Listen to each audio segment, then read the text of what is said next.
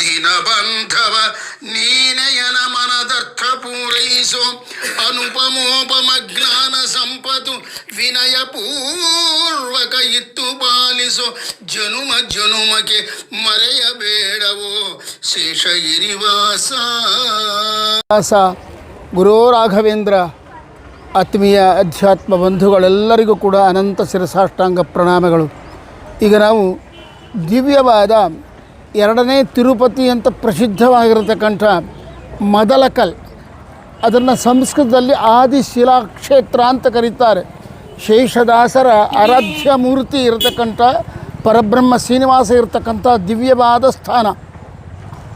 ಇದರ ಚರಿತ್ರೆ ಸಾವಿರ ವರ್ಷಗಳಿಗೆ ಸಂಬಂಧಪಟ್ಟಿರ್ತಕ್ಕಂಥದ್ದು. ಇಂಥ ದಿವ್ಯ ಕ್ಷೇತ್ರಕ್ಕೆ ನಾವು ಬಂದಿದ್ದೀವಿ. ಇದು ಮಹದ್ವಾರ, ಇದು ಪ್ರಾರಂಭದ ವೈಕುಂಠ ದ್ವಾರ.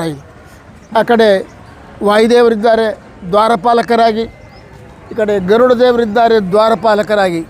ನಾವು ಮುಂದೆ ಒಳಗೆ ಹೋಗೋಣ, ಆ ಪರಬ್ರಹ್ಮನ ದರ್ಶನಕ್ಕಾಗಿ ಒಳಗೆ ಹೋಗೋಣ. ಹರೇ ಶ್ರೀನಿವಾಸ. ಇದು ಅಪ್ಪನ ಸ್ವಯಂಭೂ ಲಕ್ಷ್ಮೀ ವೆಂಕಟೇಶ್ವರ ಸ್ವಾಮಿ. ಇಲ್ಲಿಯ ಮಹಬೂಬ್ನಗರದ ಅಂದರೆ ಈ ತೆಲಂಗಾಣ ರಾಷ್ಟ್ರದ ಜನರೆಲ್ಲರೂ ಕೂಡ ಅಪ್ಪನನ್ನು ತಿಮ್ಮಪ್ಪ ಅಂತ ಕರೀತಾರೆ. ನಮ್ಮ ಕನ್ನಡ ಭಾಷೆಯಲ್ಲಿ ಹೇಳುವುದಾದರೆ ತಿಮ್ಮ ಅಂದರೆ ಹನುಮಪ್ಪ. ಆತನಿಗೆ ಅಪ್ಪನಾಗಿರತಕ್ಕಂಥ ಪರಬ್ರಹ್ಮ ಶ್ರೀನಿವಾಸನ ಮಹದ್ವಾರ. ಈ ಕಡೆ ಜಯ, ಈ ಕಡೆ ವಿಜಯ ದ್ವಾರಪಾಲಕರಿದ್ದಾರೆ. ಪಕ್ಕದಲ್ಲೇ ಸ್ವಾಮಿ ಪುಷ್ಕರಣಿ. ಅಲ್ಲಿ ತಿರುಮಲೆಯಲ್ಲಿ ಹಾಗೆ ಸರಸ್ವತಿ ಸನ್ನಿಧಾನದಿಂದ ಕೂಡಿಕೊಂಡಿರ್ತಕ್ಕಂಥ ಸ್ವಾಮಿ ಪುಷ್ಕರಣಿ ಅದನೋ ಅದೇ ಪ್ರಕಾರ ಇಲ್ಲಿ ಅಪೂರ್ವವಾಗಿರತಕ್ಕಂಥ ಸ್ವಾಮಿಯ ತೆಪ್ಪೋತ್ಸವಾದಿಗಳೆಲ್ಲ ನಡೀತಕ್ಕಂಥ ಪುಷ್ಕರಣಿ. ಸ್ವಲ್ಪ ನೋಡೋಣ, ದರ್ಶನ ಮಾಡಿರಿ ಅದನ್ನು. ತಿರುಮಲೆಯಲ್ಲಿ ಅಪ್ಪನ ಎಡಭಾಗದಲ್ಲಿ ಸ್ವಾಮಿ ಪುಷ್ಕರಣಿ ಇದ್ದಂತೆ ಅಲ್ಲಿ ಸಕಲ ತೀರ್ಥಗಳ ಸನ್ನಿಧಾನ ಹೇಗೋ ಹಾಗೆ ಈ ತಿಮ್ಮಪ್ಪನ ದಿವ್ಯ ಸನ್ನಿಧಾನದಲ್ಲಿರ್ತಕ್ಕಂಥ ದಿವ್ಯವಾದ ಸ್ವಾಮಿ ಪುಷ್ಕರಣಿ. ಇಲ್ಲೇ ಸ್ವಾಮಿಗೆ ಪ್ರತಿ ವರ್ಷದಲ್ಲಿ ತೆಪ್ಪೋತ್ಸವ, ಅವಭೃತ ಇತ್ಯಾದಿ ಕಾರ್ಯಕ್ರಮಗಳು ನಡೀತವೆ. ಆಗಬೇಕಾದರೆ ಆಕಾಶ ತತ್ವಕ್ಕೆ ಅಭಿಮಾನಿಯಾಗಿರತಕ್ಕಂಥ, ಭಾರತವನ್ನು ಬರೆದಿರತಕ್ಕಂಥ ವಿಘ್ನ ನಿವಾರಕನಾಗಿರತಕ್ಕಂಥ ಗಣಪತಿಯ ಪ್ರಾರ್ಥನೆ ಆಗಬೇಕು, ಅವನ ದರ್ಶನ ಆಗಬೇಕು. ಅಪ್ಪನ ದರ್ಶನ ಸುಲಭವಾಗಿ ಆಗಲಿ ತಂದೆ, ಮನಸ್ಸು ಬರುವ ರೀತಿಯಲ್ಲಿ ಆಗಲಿ, ಆನಂದವಾಗುವ ರೀತಿಯಲ್ಲಿ ಆಗಲಿ ಅಂತ ಪ್ರಾರ್ಥನೆ ಮಾಡ್ತಾ ದೇವಸ್ಥಾನದ ಅಧಿಕಾರಿಗಳು ಗಣಪತಿಯನ್ನು ಪ್ರತಿಷ್ಠಾಪನೆ ಮಾಡಿದ್ದಾರೆ. ಇಲ್ಲಿ ಅಪ್ಪನ ದಿವ್ಯ ಮಂದಿರ ಸಾಕ್ಷಾತ್ ವೈಕುಂಠಕ್ಕೆ ಪ್ರತಿರೂಪ, ರಮಾತ್ಮಕವಾದ. ಅದರ ಚಿಂತನೆ ನಿಮ್ಗೆ ಅಲ್ಲಿ ಒಳಗೆ ಹೋದಾಗ ಕೊಡ್ತೀನಿ ನಿಮಗೆ ನಾನು. ಅದಕ್ಕಿಂತ ಮುಂಚೆ ಸಂಪ್ರದಾಯದ ಬದ್ಧವಾಗಿ ಭಾರತೀಯರ ಸಂಸ್ಕೃತಿ ಸಂಪ್ರದಾಯಗಳಿಗೆ ಅನುಗುಣವಾಗಿ ಅಪ್ಪ ತಿಮ್ಮಪ್ಪನ ಮುಂದೆ ಅದ್ಭುತವಾಗಿರತಕ್ಕಂಥ ಧ್ವಜಸ್ತಂಭ.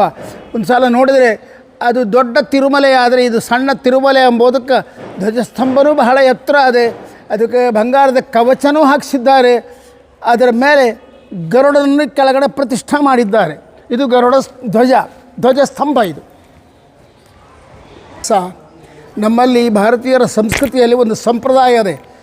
ಆನಿ ಅಂದರೆ ಲಕ್ಷ್ಮಿ ಅಂತ ಅರ್ಥ. ಕುದುರೆ, ಅದರಲ್ಲಿ ಕೆಂಪು ಕುದುರೆ ಆಯಿತು ಅಂದರೆ ಅದು ಲಕ್ಷ್ಮಿಗೆ ಪ್ರತಿರೂಪ. ಆನಿ ಅಂದರೆ ಲಕ್ಷ್ಮಿ, ಅವಳಿಗೆ ಗಜಲಕ್ಷ್ಮಿ ಅಂತಲೇ ಹೆಸರು.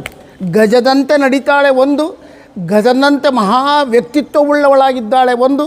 ಅದಕ್ಕೆ ನಿದರ್ಶನವೋ ಎನ್ನುವಂತೆ ಇದು ಈ 4 ಆನೆಗಳಿಲ್ಲಿ ಕಾಣಿಸ್ತಾ ಇದ್ದೇವೆ ಮಹದ್ವಾರದ ಮುಂದೆ. ಸ್ವಾಮಿಯ ಗರ್ಭಗುಡಿಯ ದ್ವಾರದ ಮುಂದೆ 4 ಆನೆ.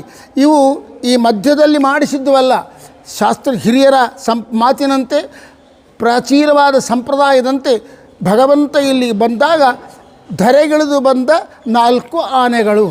ಇದರಲ್ಲಿ ಅದು ಶ್ರೀದೇವಿ, ಇದು ಭೂದೇವಿ, ಅದು ದುರ್ಗಾದೇವಿ, ಅದು ಮಹಾಲಕ್ಷ್ಮಿ ಅಂತ ನಾವು ಚಿಂತನೆ ಮಾಡಲಿಕ್ಕೆ ಅವಕಾಶ.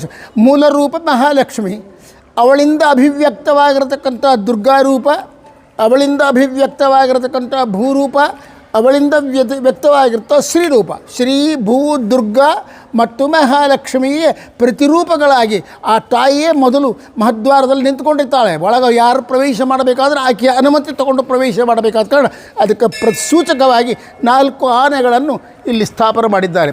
ಅತ್ಯಂತ ಪ್ರಾಚೀನ. ಈ ಆನೆಯ ಕಾಲಿನಲ್ಲಿ ಅವಳಿಂದ ಶಕ್ತಿ ಪಡೆದಿರತಕ್ಕಂಥ ಹನುಮಂತ ದೇವರು ಒಡಮೂಡಿದ್ದಾರೆ. ಹರೇ ಶ್ರೀನಿವಾಸ, ಇವತ್ತು ಬೆಟ್ಟದ ಮೇಲೆ ಹೋಗಿ ನೋಡ್ರಿ, ತಿರುಮಲೆಯಲ್ಲಿ ಸ್ವಾಮಿಯ ಗರ್ಭಾಲಯಕ್ಕೆ ಸಂಬಂಧಪಟ್ಟ ಮೊದಲನೇ ಒಂದು ಬಂಗಾರದ ಬಾಗಲದಲ್ಲ, ಆ ಬಾಗಲಿನ ಎಡಭಾಗದಲ್ಲಿ ಬಲಭಾಗದಲ್ಲಿ ಜೈ ವಿಜಯರಿದ್ದಾರೆ. ಆ ಬಾಗಲ ಮೇಲೆ ಇವತ್ತಿಗೂ ನೋಡ್ಬೋದು ಗಜಲಕ್ಷ್ಮಿ ಇದ್ದಾಳೆ. ಎಲ್ಲಿ? ತಿರುಮಲೆಯಲ್ಲಿ ಗಜಲಕ್ಷ್ಮಿ ಇದ್ದಾಳೆ. ಅದರಂತೆ ಇಲ್ಲಿ ಕೂಡ ಇದು ಸಾಕ್ಷಾತ್ ಎರಡನೇ ತಿರುಮಲ, ಇದು ಭೂವೈಕುಂಠ ಅಂತ ತೋರಿಸ್ಲಿಕ್ಕಾಗಿ ಈ ದೇವಾಲಯ, ಸ್ವಾಮಿ ನಿಂತುಕೊಂಡಿರ್ತಕ್ಕಂಥ ಗರ್ಭಾಲಯ ಇವೆಲ್ಲ ರಮಾತ್ಮಕವಾದದ್ದು ಅಂತ ತೋರಿಸ್ಲಿಕ್ಕಾಗಿ ಪ್ರಾಚೀನರು ಯಾವಾಗ ಮಾಡಿದ್ರೋ ಗೊತ್ತಿಲ್ಲ. ಇದು ಇಲ್ಲಿ ಗಜಲಕ್ಷ್ಮಿ ಇದ್ದಾಳೆ, ಲಕ್ಷ್ಮೀದೇವಿ.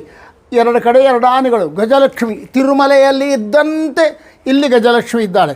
ಆ ಕಡೆ ಜಯ, ಈ ಕಡೆ ವಿಜಯ. ಅಲ್ಲಿ ಜಯ, ಇಲ್ಲಿ ವಿಜಯ. ನಾವೀಗ ಒಳಗೆ ಹೋಗೋಣ, ಇನ್ನು ಸ್ವಾಮಿಯ ದಿವ್ಯ ಸನ್ನಿಧಾನಕ್ಕೆ ಹೋಗೋಣ. ಅಪ್ಪ ತಿಮ್ಮಪ್ಪನ ಭೂವೈಕುಂಠಪತಿಯಾಗಿರ್ತಕ್ಕಂಥ ವೆಂಕಟರಮಣನ ಗರ್ಭಾಲಯ, ದಿವ್ಯವಾಗಿರ್ತಕ್ಕಂಥ ಗರ್ಭಾಲಯ. ಒಂದು ರೀತಿಯಿಂದ ಶಾಸ್ತ್ರಕಾರರು ಹರಿದಾಸರು ಹೇಳುವ ಪದ್ಧತಿಯಲ್ಲಿ ಆದರೆ ಗರ್ಭಾಲಯ ಬೇರೆಯಲ್ಲ, ನಮ್ಮ ಸ್ವರೂಪ ಬೇರೆಯಲ್ಲ, ನಮ್ಮ ಆತ್ಮ. ಈಗ ಆತ್ಮದ ಒಳಗಡೆ ಅಂತರಾತ್ಮ ನಿಂತಂತೆ ಗರ್ಭಾಲಯವೆಂಬ ಈ ಸ್ಥೂಲ ಶರೀರದಲ್ಲಿ ಸ್ವರೂಪ ದೇಹದ ಒಳಗೆ ಅಪ್ಪ ತಿಮ್ಮಪ್ಪ ನಿಂತುಕೊಂಡಿದ್ದಾನೆ. ಇದು ಮಹದ್ವಾರ, ಗರ್ಭಾಲಯದ ದ್ವಾರ. ಲೋಕದ ಜನರಿಗೆಲ್ಲರಿಗೂ ಕೂಡ ನಮಸ್ಕಾರಗಳನ್ನು ಮಾಡಿ, ನಾವು ಯಾವ ಮಹಾನುಭಾವನ ದಿವ್ಯ ಚರಿತ್ರೆ, ಯಾವಾತನ ದಿವ್ಯ ಕ್ಷೇತ್ರವನ್ನು ನೋಡಿ ಅದು ಪ್ರಪಂಚಕ್ಕೆಲ್ಲ ಹಂಚಬೇಕು ಅಂತ ಬಂದಿದ್ದೀವೋ ಅಂಥ ಮೂಲ ವಿರಾಟ್ ಸಾಕ್ಷಾತ್ ಭೂ ಸಹಿತನಾಗಿರ್ತಕ್ಕಂಥ ವೆಂಕಟರಮಣ ತಿಮ್ಮಪ್ಪ. ಇದು ನೋಡ್ರಿ, ಸ್ವಯಂ ವ್ಯಕ್ತ. ಬೆಟ್ಟದ ಮೇಲೆ ಯಾವ ರೀತಿಯಾದರೆ ಪರಬ್ರಹ್ಮ ಶ್ರೀನಿವಾಸ ಕೃಷ್ಣ ತಾನೇ ಬಂದು ಶಿಲಾರೂಪದಲ್ಲಿ ನಿಂತುಕೊಂಡಿದ್ದಾನೋ, ಶಿಲೆಯಂತೆ ಕಾಣಿಸ್ತಾ ಇದ್ದಾನೆ, ಆದರೆ ಅವನು ಶಿಲೆ ಅಲ್ಲ. ಇಲ್ಲಿ ಅದೇ ಪ್ರಕಾರ ನಾನು ತಿರುಮಲೆಯಲ್ಲಿ ನಿಂತ ನಾನು ಕಲ್ಲಲ್ಲ, ನಾನು ಸ್ವತಃ ಬಂದು ನಿಂತಿದ್ದೀನಿ ಎಂಬುದಕ್ಕೆ ನಿದರ್ಶನದಂತೆ ಇಲ್ಲಿ ಕೂಡ ನಮ್ಮಪ್ಪ ತಿಮ್ಮಪ್ಪ ಸ್ವಯಂ ವ್ಯಕ್ತನಾಗಿದ್ದಾನೆ. ಇದೇನು ಕಾಣಿಸದಲ್ಲಿ ಹಿಂದಿಂದು ಇದು ಬಂಡೆ, ದೊಡ್ಡ ಗುಂಡು ಕಲ್ಲು. ಇದು ಮೊಟ್ಟ ಮೊದಲು ಸೃಷ್ಟಿಯ ಆದಿಯಲ್ಲಿ ಪರಮಾತ್ಮನ ಆಜ್ಞಾ ಪ್ರಕಾರ ಚತುರ್ಮುಖ ಬ್ರಹ್ಮ ಸೃಷ್ಟಿ ಮಾಡಿದ. ಆದ ಕಾರಣ ಇದಕ್ಕೆ ಆದಿಶೀಲ ಅಂತ ಕರೀತಾರೆ. ಮೊಟ್ಟ ಮೊದಲು ಸೃಷ್ಟಿಯ ಪ್ರಾರಂಭದಲ್ಲಿ ಬ್ರಹ್ಮದೇವರಿಂದ ಸೃಷ್ಟವಾಗಿರತಕ್ಕಂಥ, ನಿರ್ಮಿಸಲ್ಪಟ್ಟಿರ್ತಕ್ಕಂಥ ಬಂಡೆ. ಇಂಥ ಬಂಡೆಯ ಕಲ್ಲಿನ ಮೇಲೆ ನಮ್ಮಪ್ಪ ಸ್ವಯಂ ವ್ಯಕ್ತನಾಗಿದ್ದಾನೆ, ಯಾರು ಕೆತ್ತಿದ್ದಲ್ಲ. ಇದು ಯಾಕೆ ಹಂಗೆ ಬಂದ? ಇದಕ್ಕೆ ಕಾರಣ ಏನು? ಆಶ್ಚರ್ಯಕರವಾದ ಸಂಗತಿ. ರುದ್ರದೇವರು, ಮನೋನಿಯಾಮಕರಾದ ರುದ್ರದೇವರು ಒಮ್ಮೆ ಭಗವಂತನಲ್ಲೋ ಬ್ರಹ್ಮದೇವರಲ್ಲೂ ಪ್ರಾರ್ಥನೆ ಮಾಡಿದರು. ತಂದೆ, ನನ್ನ ಸಮಕಕ್ಷಾದಲ್ಲಿರ್ತಕ್ಕಂಥ ಶೇಷದೇವರು, ನನ್ನ ಸಮಕಕ್ಷಾದಲ್ಲಿರ್ತಕ್ಕಂಥ ಗರುಡ ದೇವರಿಗೆ 2 ಪರ್ವತಗಳವೆ. ಆ 2 ಪರ್ವತಗಳ ಮೇಲೆ ನಮ್ಮಪ್ಪ ಪರಬ್ರಹ್ಮ ನಿಂತುಕೊಂಡಿದ್ದಾನೆ. ಶೇಷಾಚಲ ಶೇಷದೇವರ ಹೆಸರು ಮೇಲದೆ ಅಂಥ ಶೇಷಾಚಲದ ಮೇಲೆ ಶ್ರೀನಿವಾಸ ಸ್ವತಃ ನಿಂತುಕೊಂಡಿದ್ದಾನೆ. ಅಹೋಬಿಲ ಅದು ಗರುಡಾಚಲ ಅನಿಸ್ಕೊತ್ತದೆ. ಅಂಥ ಗರುಡಾಚಲದ ಮೇಲೆ ಸಾಕ್ಷಾತ್ ಲಕ್ಷ್ಮೀ ನರಸಿಂಹ ನಿಂತುಕೊಂಡಿದ್ದಾನೆ. ನನ್ನ ಮೇಲೆ ಎಲ್ಲಿ ನಿಂತುಕೊಂಡಿಲ್ಲಲ್ಲ, ನನಗೆ ಸಂಬಂಧಪಟ್ಟ ಒಂದು ಪರ್ವತ ಇಲ್ಲಲ್ಲ. ಆ ದಿವ್ಯ ಮಹಾಸ್ವಾಮಿಯನ್ನು ನಾನೂ ಧರಿಸಬೇಕು ಅಂತದೆ. ಅದಕ್ಕೆ ನನಗೊಂದು ಆಜ್ಞಾ ಕೊಡ್ರಿ ಅಂತಂದಾಗ ಚತುರ್ಮುಖ ಬ್ರಹ್ಮ ಹೇಳಿದ್ರಂತೆ, ನಾನು ಸೃಷ್ಟಿ ಮಾಡಿದ ಆದಿಶೀಲ ಅಂತ ಒಂದು ಕ್ಷೇತ್ರ ಅದೇ, ಅಲ್ಲಿಗೆ ಹೋಗು. ಅಲ್ಲಿ ಅದರ ಹಿಂದೆ ಒಂದು ದಿವ್ಯವಾದ ಪರ್ವತ ಇದೆ, ಅದರಲ್ಲಿ ಕೂತ್ಕೊಂಡು ಭಗವಂತನ ಕುರಿತು ಪ್ರಾರ್ಥನೆ ಮಾಡು, ತಪಸ್ಸು ಮಾಡು, ಅವನು ನಿನಗೆ ಪ್ರಸನ್ನನಾಗಿ ನಿನ್ನ ಮೇಲೆ ಬಂದು ಕೂಡ್ತಾನೆ ಅಂತ ಹೇಳಿದಾಗ ರುದ್ರದೇವರು ಇಲ್ಲಿಗೆ ಬಂದು ಬಹಳಷ್ಟು ವರ್ಷಗಳ ಕಾಲ ಇಲ್ಲಿ ತಪಸ್ಸು ಮಾಡಿದರಂತೆ.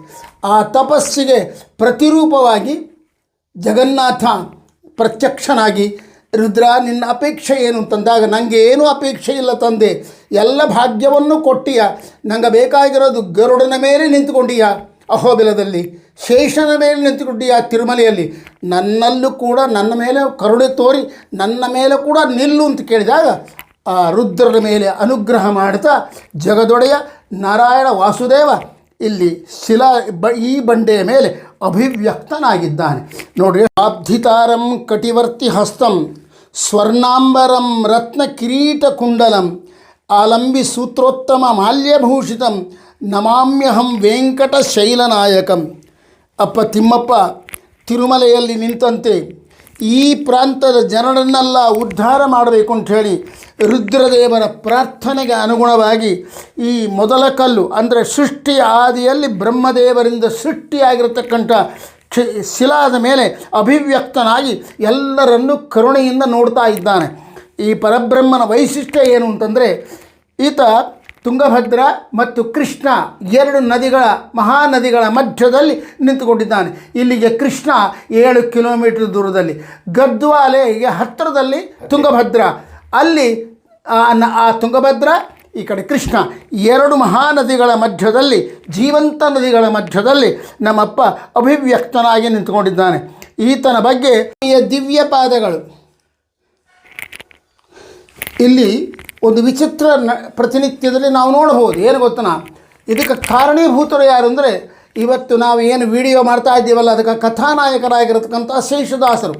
ಶೇಷದಾಸರ ಶಿಷ್ಯರೆಲ್ಲರೂ ಕೂಡ ಒಮ್ಮೆ ಪ್ರಾರ್ಥನೆ ಮಾಡಿದರಂತೆ, ಸ್ವಾಮಿ ನಮಗೆ ಕಾಶಿಗೆ ಹೋಗಿ ಗಂಗಾದಲ್ಲಿ ಸ್ನಾನ ಮಾಡಿ ಬರಬೇಕು ಅಂತ ಅಪೇಕ್ಷೆ ಆದ ಅಂತ ಕೇಳಿದಾಗ ಶೇಷದಾಸರು ಹೇಳಿದ್ರಂತೆ, ಅಪ್ಪ ಅನುಗ್ರಹ ಮಾಡಿದರೆ ಅವನ ಅಂಗುಷ್ಟದಿಂದ ಗಂಗೆಯನ್ನು ಪಡೆದಿರತಕ್ಕಂಥ ಪ್ರಭು ನಿಮ್ಮೆಲ್ಲರಿಗೂ ಅಂಥ ಭಾಗ್ಯವನ್ನು ಇಲ್ಲೇ ಕೊಡ್ತಾನೆ, ಯಾಕೆ ಚಿಂತೆ ಮಾಡ್ತೀರಿ, ಅವನನ್ನು ನಂಬರಿ, ಆ ಕರುಣಾಮೂರ್ತಿಯನ್ನು ಶರಣಾಗರಿ ಅಂತಂದಾಗ ಮರುದಿವಸನೇ ಶೇಷದಾಸರು ಹೇಳಿದ ಪದ್ಧತಿಯಲ್ಲಿ ಈ ಅಪ್ಪ ತಿಮ್ಮಪ್ಪನ ಆ ಪಾದದಿಂದ ಗಂಗೆ ಹರಿದಲಂತು. ಇದೆಲ್ಲ ನೀರು ಗಂಗಾ ನದಿಯಿಂದ ತುಂಬಿಕೊಂಡ್ಬಿಡ್ತು. ಸಾವಿರಾರು ಜನರು ಅದರಲ್ಲಿ ಸ್ನಾನ ಮಾಡಿದ್ದಾರೆ. ತಮ್ಮ ತಮ್ಮ ತಂಬಿಗೆಗಳಲ್ಲಿ ಕೊಡಗಳಲ್ಲಿ ಗಂಗಾದೇವಿಯನ್ನು ತುಂಬಿಕೊಂಡಿದ್ದಾರೆ. ಶೇಷದಾಸರು ಕೂಡ ಒಂದು ಕೊಡದಲ್ಲಿ ಆ ಗಂಗೆಯನ್ನು ಹಿಡಿದು ಇಟ್ಟುಕೊಂಡ್ರಂತೆ. ಅಪ್ಪನ ಮೈಯಿಂದ ಬಂದಿರತಕ್ಕಂಥ ಅಂದರೆ ಅಂದು ಗಂಗೆ ಶೇಷದಾಸರ ಕಾಲದಲ್ಲಿ ಗಂಗೆ ಬಂದಲು ಎಂಬುದಕ್ಕೆ ನಿದರ್ಶನವಾಗಿ ಇವತ್ತಿಗೂ ಅಪ್ಪನಿಗೆ ಅಭಿಷೇಕ ಆದ ಮೇಲೆ ಆ ಪಾದ ಎಷ್ಟು ಒರೆಸಿದರೂ ಕೂಡ ಆ ನೀರು ಸ್ವಲ್ಪವಾಗಿ ವ್ಯಕ್ತವಾಗ್ತಾ ಇರ್ತದೆ. ಇದು ನಮ್ಮಪ್ಪನ ದಿವ್ಯ ಮಹಿಮೆ ಅಂತ ಚಿಂತನೆ ಮಾಡಬೇಕು. ಕಾಣಿಸ್ತಕ್ಕಂಥ ಮೂರ್ತಿಗಳು ಶ್ರೀ ಭೂ ದುರ್ಗ, ಶ್ರೀದೇವಿ ಭೂದೇವಿ ಸಹಿತನಾಗಿರ್ತಕ್ಕಂಥ ಶ್ರೀನಿವಾಸ. ಇಲ್ಲಿ ಕೂಡ ಶ್ರೀದೇವಿ ಭೂದೇವಿಯರಿಂದ ಸಹಿತನಾಗಿರ್ತಕ್ಕಂಥ ಶ್ರೀನಿವಾಸ. ಏನು ವಿಶಿಷ್ಟ, ಇದು ಪ್ರತಿನಿತ್ಯದಲ್ಲಿ ತಿರುಮಲೆಯಲ್ಲಿ ಪ್ರತಿನಿತ್ಯದಲ್ಲೂ ಅಭಿಷೇಕಾದಿಗಳನ್ನು ಮಾಡಿಸ್ಕೊಳ್ತಕ್ಕಂಥ ವಿಗ್ರಹ, ಅದಕ್ಕೆ ಭೋಗ ಶ್ರೀನಿವಾಸ ಅಂತಾರೆ. ಅಲ್ಲಿ ತಿರುಮಲೆಯಲ್ಲಿ ಭೋಗ ಶ್ರೀನಿವಾಸ ಇದ್ದಂತೆ ಇಲ್ಲಿ ಈ ಅಪ್ಪನ ದಿವ್ಯ ಸನ್ನಿಧಾನದಲ್ಲಿ ಪ್ರತಿನಿತ್ಯದಲ್ಲಿ ಪೂಜೆಗೊಳ್ತಕ್ಕಂಥ ಶ್ರೀನಿವಾಸ ಇದ್ದಾನೆ. ಇವನನ್ನು ಭೋಗ ಶ್ರೀನಿವಾಸ ಅಂತ ಕರೆದರೆ ಏನು ತಪ್ಪಾಗಲ್ಲ. ಅಲ್ಲಿ ಭೋಗ ಶ್ರೀನಿವಾಸ, ಇಲ್ಲಿಯ ಭೋಗ ಶ್ರೀನಿವಾಸ ಅಂತ ಚಿಂತನೆ ಮಾಡೋದು. ಆಶ್ಚರ್ಯ ಏನು ಗೊತ್ತಾ, ತಿರುಮಲೆಯಲ್ಲೂ ಕೂಡ ಅಪ್ಪ ಪ್ರತಿನಿತ್ಯ ಹೊರಗೆ ಬರೋದಿಲ್ಲ. ಆದರೆ ಅಲ್ಲಿ ಯಾವಾಗೋ ಬರ್ತಾ ಇರ್ತಾರೆ. ಬಂದಾಗ ಮಾಡಾಬೀದಿ 4 ಬೀದಿಗಳಲ್ಲಿ ಸಂಚಾರ ಮಾಡ್ತಾನೆ. ಈ ದೇವಾಲಯಕ್ಕೆ ಮಾಡಾಬೀದಿ ಯಾವುದು ಅಂತಂದರೆ ಏನು ಊರದಲ್ಲ, ಮೊದಲ ಕಲ್ಲು ಬೀದಿ, ಅವೇ ಮಾಡಾಬೀದಿ ಇದ್ದಂತೆ. ಪ್ರತಿನಿತ್ಯದಲ್ಲಿ ಅಲ್ಲಿ ಹೋಗಿ ಬರ್ತಕ್ಕಂಥ ಮೂರ್ತಿ ಅವರಿಬ್ಬರು. ಇವರೇನಿದ್ದಾರಲ್ಲ ಮೇಲಿರೋರು, ಇದು ಪ್ರತಿ ಬ್ರಹ್ಮೋತ್ಸವದಲ್ಲಿ ಮಾತ್ರ ಹೊರಗೆ ಬಂದು ಎಲ್ಲ ತರಹದ ಉತ್ಸವಗಳನ್ನು ಸ್ವೀಕಾರ ಮಾಡಿ ಭಕ್ತರ ಸಂದೋಹವನ್ನು ಅನುಗ್ರಹ ಮಾಡಿ ಮಹಾರಥೋತ್ಸವದಲ್ಲಿ ನಿತ್ಯದಲ್ಲಿ ಆವತ್ತಿನ ದಿವಸ ಬ್ರಹ್ಮೋತ್ಸವದಲ್ಲಿ ಸಂಚಾರ ಮಾಡತಕ್ಕಂಥ ಶ್ರೀ ಭೂ ಸಹಿತನಾಗಿರ್ತಕ್ಕಂಥ ಪರಬ್ರಹ್ಮ. ಮತ್ತು ಜ್ಞಾಪಕ, ಅದು ಶ್ರೀದೇವಿ ಎಡಭಾಗದಲ್ಲಿರ್ತಕ್ಕಂಥ ಈಕಿ ಶ್ರೀದೇವಿ, ಬಲಭಾಗದಲ್ಲಿರ್ತಕ್ಕಂಥ ದೇವಿ ಭೂದೇವಿ. ಇಲ್ಲಿಯ ವೈಶಿಷ್ಟ್ಯ ನೋಡ್ರಿ, ಈ ಕರುಣಾಮೂರ್ತಿಯಾಗಿರ್ತಕ್ಕಂಥ ಪರಬ್ರಹ್ಮ ಎಷ್ಟು ಕರುಣೆ ತೋರಿದ್ದಾನೆ ಅಂದರೆ, ನನಗೆ ಭಕ್ತಿ ಬೇಕೇ ಹೊರತಾಗಿ ಜಾತಿ ಬೇಕಾಗಿಲ್ಲ. ಇವನು ಬ್ರಾಹ್ಮಣ ಆಗಬೇಕು, ಇವನು ಶೂದ್ರ ಆಗಬೇಕು, ಇವನು ಕ್ಷತ್ರಿಯ ಆಗಬೇಕು, ಇವನು ವೈಶ್ಯ ಆಗಬೇಕು ಎಂಬುದಿಲ್ಲ. ಇವರು ವಾಲ್ಮೀಕಿಯ ಪರಂಪರೆಗೆ ಸೇರಿದವರು, ಆ ಜಾತಿಯವರು. ಇವರಿಂದ ನಮ್ಮಪ್ಪ ನಿತ್ಯದಲ್ಲಿ ಸೇವದ ವಂಶ ಪಾರಂಪರೆಯಿಂದ ಎಷ್ಟು ಜನ ಇದ್ದಾರೆ ಇವತ್ತಿಗೆ?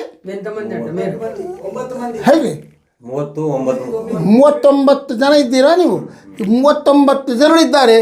ವಾರಕ್ಕೊಂದು ಸಲ ಪೂಜೆ ಮಾಡ್ತೀರಾ? ವಾರಕ್ಕೊಂದು ಸಲ ಒಬ್ಬೊಬ್ಬರು ಬರ್ತಾರೆ. 900 ಮಂದಿ ಸ್ವಾಮಿ ನಿತ್ಯದಲ್ಲಿ ಪೂಜೆ ತಗೊತಾನೆ. ಇದು ಏನಾಯಿತು ಅಂದರೆ, ಅಂದು ಶ್ರೀನಿವಾಸ ಕುಂಬಾರನಿಂದ ನಿತ್ಯದಲ್ಲಿ ಅಡಿಗೆಗೆ ಬೇಕಾಗಿರ್ತಕ್ಕಂಥ ಪದಾರ್ಥಗಳನ್ನು ತಗೊಂಡಂತೆ, ಅಲ್ಲಿ ಬೆಟ್ಟದ ಮೇಲೆ ಗೊಲ್ಲರಿಂದ ತನ್ನ ಸೇವೆ ತಗೊಳ್ಳುವಂತೆ ಇಲ್ಲಿ ಈ ಸ್ವಯಂ ವ್ಯಕ್ತನಾಗಿರ್ತಕ್ಕಂಥ ಶ್ರೀನಿವಾಸ ಈ ವಾಲ್ಮೀಕಿಯ ಪರಂಪರೆಗೆ ಸೇರಿರ್ತಕ್ಕಂಥ ಇವರಿಂದ ನಿತ್ಯ ಸೇವೆ ತಗೊತಾ ಇದ್ದಾನೆ. ಇವರು ಪರಂಪರೆಯಿಂದ ಬಂದ ಅರ್ಚಕರು ಅಂತ ಹೇಳ್ತಾ ಇದ್ದೀನಿ. ಹರೇ ಶ್ರೀನಿವಾಸ, ಧನ್ಯಮಯಾಮಿಕು ನಮಸ್ಕಾರ. ನಿತ್ಯದಲ್ಲಿ ಆಚಾರ್ಯ ಮಧ್ವರ ಸಂಸ್ಕಾರದ ಸಂಸ್ಕೃತಿಯ ಪ್ರಕಾರ ಆ ವಿಧಿವಿಧಾನಗಳನ್ನು ಅನುಸರಿಸಿ ನಿತ್ಯದಲ್ಲಿ ಸ್ವಾಮಿಗೆ ಅಭಿಷೇಕಾದಿಗಳನ್ನು ಮಾಡ್ತಕ್ಕಂಥ ಆಚಾರ್ಯ ಮಧ್ವರ ಪರಂಪರೆಗೆ ಸೇರಿದ ದ್ವೈತಿಗಳು ಅನಿಸ್ಕೊಳ್ತಕ್ಕಂಥ ಆಚಾರ್ಯರು ಇವರು. ನಿತ್ಯದಲ್ಲಿ ಪಂಚಾಮೃತ ಇತ್ಯಾದಿ. ನೀವೊಬ್ಬರೇನಾ? ಇವರು 3 ಬಂದಿದ್ದಾರೆ. ಒಬ್ಬೊಬ್ಬರು ಒಂದೊಂದು ಸಾಲ ಮಾಡ್ತಾ ಇರ್ತಾರೆ. ಅದರಲ್ಲಿ ತಮ್ಮ ಹೆಸರು ಮಧುಸೂದನಾಚಾರ್ಯರು. ಇಲ್ಲಿ ವಂಶ ಪಾರಂಪರೆಯಿಂದ ಪೂಜಾ ಮಾಡಿಕೊಂಡು ಸ್ವಾಮಿಗೆ ಪೂಜಾ ಮಾಡಿಕೊಂಡು ಬಂದಿರತಕ್ಕಂಥವ್ರು ಇವರು ಮುಂಜಾನೆ ಎದ್ದು ಕೂಡಲೇ ಸ್ವಾಮಿಗೆ ಅಭಿಷೇಕಾದಿ ಪಂಚಾಮೃತ ಮಾಡ್ತಾರೆ. ಅವರು ಉಳಿದು ಎಲ್ಲ ಪೂಜೆಗಳನ್ನು ಮಾಡ್ತಕ್ಕಂಥ ವಾಲ್ಮೀಕಿ ವಂಶಕ್ಕೆ ಸೇರಿರ್ತಕ್ಕಂಥ ಅರ್ಚಕರು. ಹರೇ ಶ್ರೀನಿವಾಸ. ಸ್ವಾಮಿಗೆ ನಿತ್ಯದಲ್ಲಿ ಪೂಜಾ ಮಾಡಿ ನೈವೇದ್ಯವನ್ನು ಮಾಡಿ ಆ ಶ್ರೀನಿವಾಸನ ಪ್ರಸಾದವನ್ನು ಕಟ್ಟಿಗೆ ತೊಗೊಂಡು ಹೋಗತಕ್ಕಂಥ ಪುಣ್ಯಾತ್ಮರು. ಹರೇ ಶ್ರೀನಿವಾಸ. ತಮ್ಮ ಹೆಸರು ಆಚಾರ್ಯ? ಧೀರೇಂದ್ರ ದಾಸರು ಅಂತ ಹೇಳಿ 3 ಮಂದಿ ಅಣ್ಣ ತಮ್ಮಂದರು. ಶೇಷದಾಸರ ಸಾಕ್ಷಾತ್ ವಂಶಕ್ಕೆ ಸೇರಿದವರು, ಅಣ್ಣ ತಮ್ಮಂದರ ವಂಶಕ್ಕೆ ಸೇರಿದವರು. ಹರೇ ಶ್ರೀನಿವಾಸ. ಇಲ್ಲಿ ನಿಮಗೆ ಕಾಣಿಸ್ತಕ್ಕಂಥ ರೂಪ ಭಗವದ್ ರೂಪ ಶೇಷ ಶಾಹಿಯಾಗಿರತಕ್ಕಂಥ ಪರವಾಸುದೇವನ ರೂಪ. ನಮ್ಮ ಪುರಾಣಗಳು ಉಪನಿಷತ್ತುಗಳು ಹೇಳುವ ಪ್ರಕಾರ ಶ್ವೇತದ್ವೀಪದಲ್ಲಿ ಭಗವಂತ ಶೇಷಶಾಹಿಯಾಗಿ ವಾಸುದೇವ ರೂಪದಿಂದ ಮಲ್ಕೊಂಡಿರ್ತಾನೆ ಅಂಥೇಳಿ ಅವನ ಪಾದ ಪದ್ಮಗಳನ್ನು ಶ್ರೀದೇವಿ ಭೂದೇವಿಯರು ಒತ್ತುತ್ತಾ ಇರ್ತಾರೆ, ಸೇವಾ ಮಾಡ್ತಾ ಇರ್ತಾರೆ. ಆ ಪರಬ್ರಹ್ಮನ ನಾಭಿಕಮಲದಿಂದ ಚತುರ್ಮುಖ ಬ್ರಹ್ಮ ಇಲ್ಲಿ ಸ್ಪಷ್ಟ ಕಾಣಿಸ್ತದೆ. ಚತುರ್ಮುಖ ಬ್ರಹ್ಮದೇವರು, ಶೇಷ ಅದು ಶೇಷದೇವರು, ಶೇಷಶಾಹಿಯಾಗಿರತಕ್ಕಂಥ ಪರವಾಸುದೇವ, ಅಲ್ಲಿ ಶ್ರೀದೇವಿ, ಇಲ್ಲಿ ಭೂದೇವಿಯರು ನಮ್ಮಪ್ಪನಿಗೆ ದಿವ್ಯ. ಮತ್ತು ದುರ್ಗಾದೇವಿ ಇಲ್ಲಲ್ಲ ಅಂದರೆ ಅಲ್ಲೇನು ತಲೆದಿಂಬು ಅಂತ ಕಾಣಿಸ್ತದಲ್ಲ, ಆ ತಲೆದಿಂಬೆ ದುರ್ಗಾ ರೂಪ ಅಂತ ನಮ್ಮ ಶಾಸ್ತ್ರಕಾರರು ಹೇಳ್ತಾರೆ. ಅದು ಕಾರಣ ಆ ರೀತಿಯಲ್ಲಿ ಇಲ್ಲಿ ಸ್ವಯಂ ವ್ಯಕ್ತನಾಗಿ ಮೊಟ್ಟ ಮೊದಲು ಬಂದ ರೂಪ. ಈತ ಬಂದ ನಂತರದಲ್ಲಿ ಶ್ರೀನಿವಾಸ ಬಂದಿದ್ದಾನೆ ಅಂತ ಇಲ್ಲಿಯ ಪ್ರಾಚೀನರು ಹೇಳ್ತಾರೆ. ಇಂಥ ಪರಬ್ರಹ್ಮನ ದರ್ಶನ ನಮ್ಮ ಜನ್ಮ ಧನ್ಯ ಅಂತ ಹೇಳ್ತಾ, ವಾಸನಾದ್ ವಾಸುದೇವೋಸಿ ವಾಸಿತಂತೆ ಜಗತ್ರಯಂ ಸರ್ವಭೂತ ನಿವಾಸೋಸಿ ವಾಸುದೇವ ನಮೋಸ್ತುತೆ. ಹರೇ ಶ್ರೀನಿವಾಸ. ಜಗದೊಡೆಯ ವೈಕುಂಠದಿಂದ ತಿರುಮಲೆಗೆ ಬಂದಂತೆ ಈ ಆದಿಶಿಲಾ ಕ್ಷೇತ್ರಕ್ಕೆ ರುದ್ರದೇವರ ಪ್ರಾರ್ಥನೆಯಂತೆ ಬಂದು ನಿಂತ ಮೇಲೆ ನಮ್ಮಮ್ಮ ಜಗದಂಬೆ ಆಕಿ ಕೇಳಿದಂತೆ, ನೀನು ಹೋಗ್ತಾ ಇದ್ದೀಯ ಅಂದ್ಕೊಂಡು ನಾನೂ ಬರ್ತೀನಿ ಅಂತ ಹೇಳಿ ಇಲ್ಲಿ ಅಭಿವ್ಯಕ್ತಳಾಗಿದ್ದಾಳೆ. ಅಲ್ಲೇ ಮೇಲೆ ಗೋಡೆಯಲ್ಲಿ ಕಾಣಿಸ್ತದಲ್ಲ, ಅಲ್ಲಿ ನಮ್ಮಮ್ಮನ ಸೀರೆ ಉಡಿಸಿ ಕೂಡಿಸಿದ್ದಾರೆ ಮೇಲೆ ಗೋಡೆಯಲ್ಲಿ. ಆ ಮೂಲೆಯಲ್ಲಿ ನಮ್ಮಮ್ಮ ಜಗದಂಬೆ ಮಹಾಲಕ್ಷ್ಮಿ ಅಭಿವ್ಯಕ್ತಳಾಗಿದ್ದಾಳೆ. ಅವಳ ಪ್ರತೀಕವನ್ನು ಇಲ್ಲಿ ನಂತರದಲ್ಲಿ ಕಾಲಾಂತರದಲ್ಲಿ ಹಿರಿಯರು ಪ್ರತಿಷ್ಠಾಪನೆ ಮಾಡಿದ್ದಾರೆ.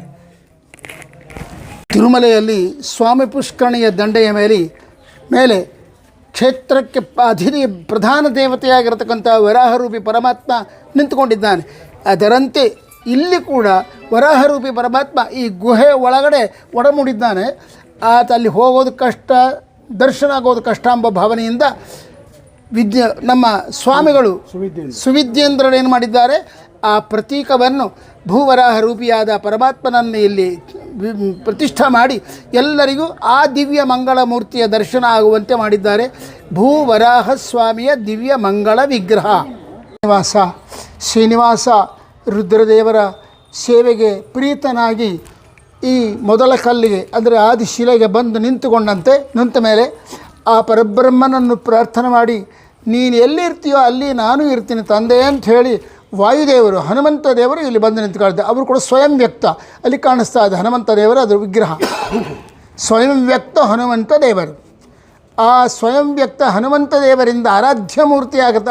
ಅವನ ಬಗಲಾಗ ರಾಮ ಇರಬೇಕಾದ ಕಾರಣ ಒಬ್ಬ ಹೈದರಾಬಾದ್ ಭಕ್ತ ರಾಮ ಸೀತೆಯರ ಪಟ್ಟಾಭಿರಾಮ ಅಂದರೆ ಭದ್ರಾಚಲದಲ್ಲಿರ್ತಕ್ಕಂಥ ರಾಮನಿಗೆ ಪ್ರತಿರೂಪವಾಗಿ ಪಟ್ಟಾಭಿರಾಮನನ್ನು ಇಲ್ಲಿ ಪ್ರತಿಷ್ಠಾ ಮಾಡಿದ್ದಾರೆ. ಅದನ್ನು ದರ್ಶನ ಮಾಡಿಕೊಳ್ಳಿ.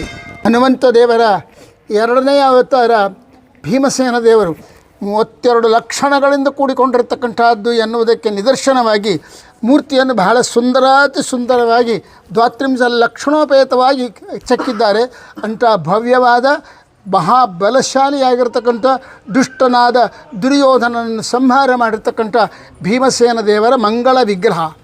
ಹನುಮಂತ ದೇವರ 3ನೇ ಅವತಾರ ಅಂತ ಪ್ರಸಿದ್ಧವಾಗಿರತಕ್ಕಂಥ ಆಚಾರ್ಯ ಮಧ್ವರ ಮಂಗಳ ವಿಗ್ರಹ. ಕ್ಷೇತ್ರ ಪಾಲಕನಾಗಿರ್ತಕ್ಕಂಥ ರುದ್ರದೇವರ ದಿವ್ಯ ಸನ್ನಿಧಾನಕ್ಕೆ ನಾವು ಬಂದಿದ್ದೇವೆ. ಇದು ಇಲ್ಲೇ ಶೇಷದಾಸರು ಕೂತ್ಕೊಂಡು 3.5 ಕೋಟಿ ಶಿವ ಪಂಚಾಕ್ಷರಿ ಮಂತ್ರವನ್ನು ಜಪ ಮಾಡಿದ್ದಾರಂತೆ. ಇಲ್ಲೇ ಕೂತ್ಕೊಂಡು ಜಪ ಮಾಡಿದ್ದಾರಂತೆ. ಆ ಮಹಾನುಭಾವರು ಆ ರುದ್ರದೇವರ ಸಮ್ಮುಖದಲ್ಲಿ ಅವರ ಸನ್ನಿಧಾನದಲ್ಲಿ ಕೂತ್ಕೊಂಡು ಶಿವಪಂಚಾಕ್ಷರಿ ಮಂತ್ರವನ್ನು ಜಪ ಮಾಡ್ತಾ ಇದ್ದರೆ ಪಾರ್ವತೀ ದೇವಿ ಇವರು ಯಾರಿಗೂ ವಿಘ್ನ ಬರಬಾರ್ದು, ಅವರ ಜಪಕ್ಕೆ ವಿಘ್ನ ಬರಬಾರ್ದು ಅಂಥೇಳಿ ಸಿಂಹದ ಹುಲಿಯ ರೂಪದಲ್ಲಿ ಮುಂದೆ ಕೂಡ್ತಿದ್ಲಂತೆ.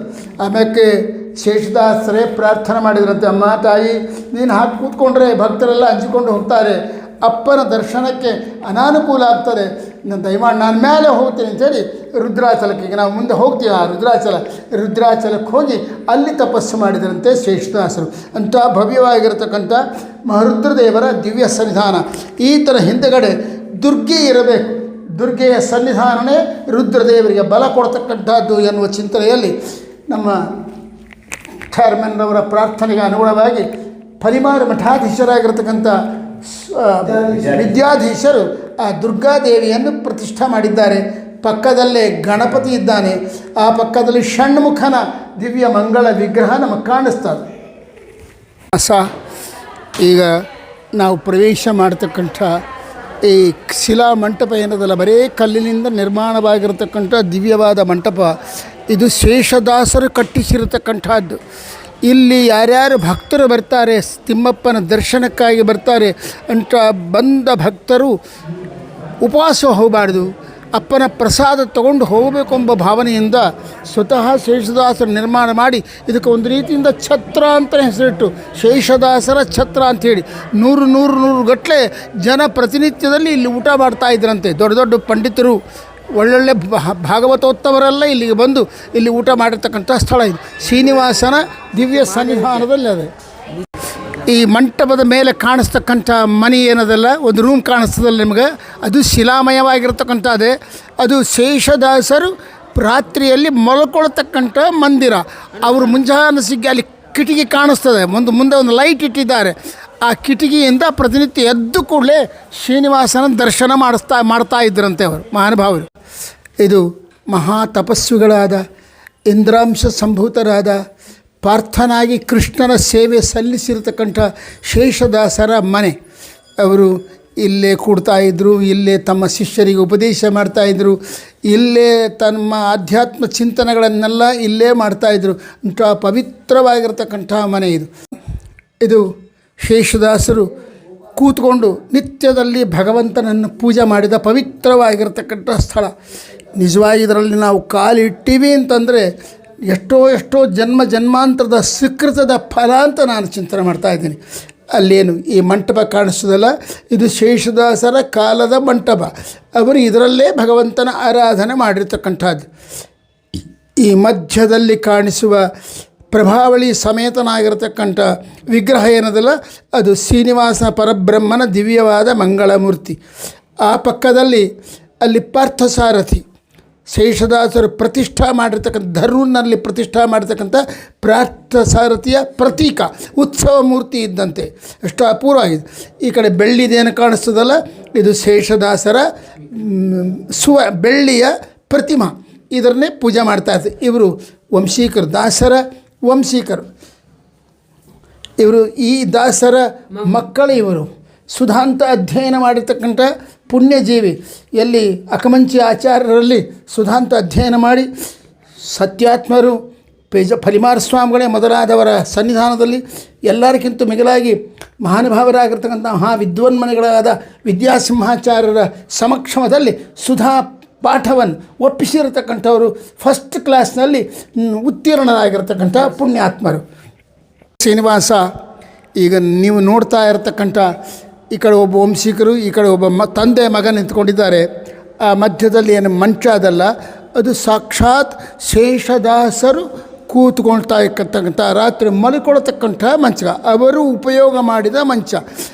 ಅವರು ಉಪಯೋಗ ಮಾಡಿದ ಮಂಚ ಆದ ಕಾರಣ ಅದಕ್ಕೆ ಎಷ್ಟು ಭವ್ಯವಾದ ಚರಿತ್ರೆ ಅದ ಅಂದರೆ, ಇಲ್ಲೇನು ಸ್ವಯಂಭೂ ಇದ್ದಾನಲ್ಲ ತಿಮ್ಮಪ್ಪ, ಆತನ ಬ್ರಹ್ಮೋತ್ಸವ ಮುಗಿದ ಮೇಲೆ ಭಾವಭೃತಕ್ಕಾಗಿ ಇಲ್ಲಿ ಬಂದು ಕೂತ್ಕೊಂಡು ಈ ಮಂಚದ ಮೇಲೆ ಕೂತ್ಕೊಂಡು ಅಭಿಷೇಕಾದಿಗಳನ್ನೆಲ್ಲ ಮಾಡಿಸ್ಕೋತಾರೆ. ಅದು ಕಾರಣವೇ ಎಲ್ಲ ಒಂದು ಮಾವಿನ ತೋರಣ ಎಲ್ಲ ಕಟ್ಟಿ ಅಲಂಕಾರ ಮಾಡಿದ್ದಾರೆ. ಇಂಥ ಪವಿತ್ರವಾಗಿರ್ತಕ್ಕಂಥ ಮಂಚದ ದರ್ಶನ, ಮಂಚದ ಸ್ಪರ್ಶನ ನಮ್ಮ ಜನ್ಮ ಧನ್ಯತೆಗೆ ಕಾರಣ ಅಂತ ನಾನು ಹೇಳ್ತಾ ಇದ್ದೀನಿ. ಹರೇ ಶ್ರೀನಿವಾಸ, ಅದು ಶೇಷದಾಸರ ನಿಜವಾದ ಫೋಟೋ. ಅವರು ಹಾಗೇ ಇದ್ದರು, ಬಹಳ ಸುಂದರವಾಗಿದ್ದರು ಅಂತ ಅವರು. ಗುರೋ ರಾಘವೇಂದ್ರ ಶೇಷದಾಸ ಗುರುಭ್ಯೋ ನಮಃ.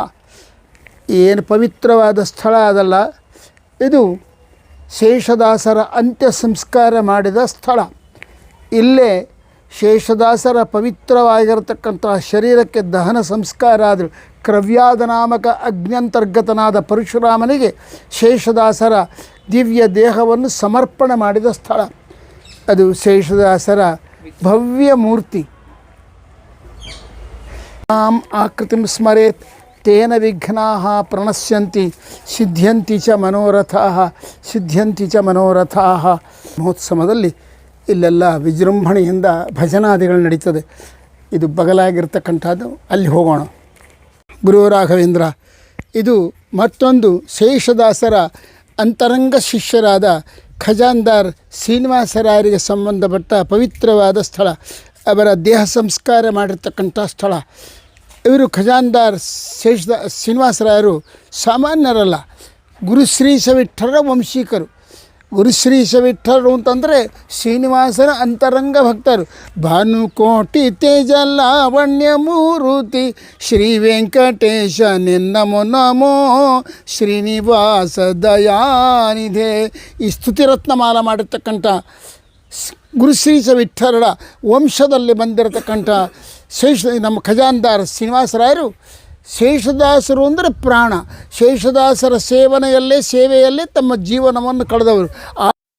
ಶ್ರೀನಿವಾಸ, ಈಗ ನಾವು ನೋಡ್ತಾ ಇರುವ ಬೆಟ್ಟ ಸಾಕ್ಷಾತ್ ರುದ್ರದೇವರು ಪರಬ್ರಹ್ಮ ಶ್ರೀನಿವಾಸನ ಪರಮಾನುಗ್ರಹವನ್ನು ಪಡೀಲಿಕ್ಕಾಗಿ ತಪಸ್ಸು ಮಾಡಿದ ಸ್ಥಳ ಇದು. ಎಷ್ಟು ಪವಿತ್ರವಾಗಿರತಕ್ಕಂಥದ್ದು. ರುದ್ರದೇವರ ಮೇಲೆ ಅನುಗ್ರಹ ಮಾಡಿದ ಶ್ರೀನಿವಾಸ ಇವರ ತಪಸ್ಸಿಗೆ ಮೆಚ್ಚಿದವನಾಗಿ ಕೆಳಗಡೆ ಮೊದಲ ಕಲ್ಲು ಅಂದರೆ ಏಕಶಿಲಾ ಅಂತ ಏನದಲ್ಲ, ಬ್ರಹ್ಮನಿಂದ ಸೃಷ್ಟವಾಗಿರತಕ್ಕಂಥ ಮೊದಲನೆಯ ಒಂದು ಗುಡ್ಡ, ಒಂದು ಬೆಟ್ಟ, ಅದರಲ್ಲಿ ಬಂದು ಸನ್ನಿಹಿತನಾದ ಇದರ ಕಾರಣೀಭೂತವಾದ ಬೆಟ್ಟ ಇದು. ಹರೇ ಶ್ರೀನಿವಾಸ.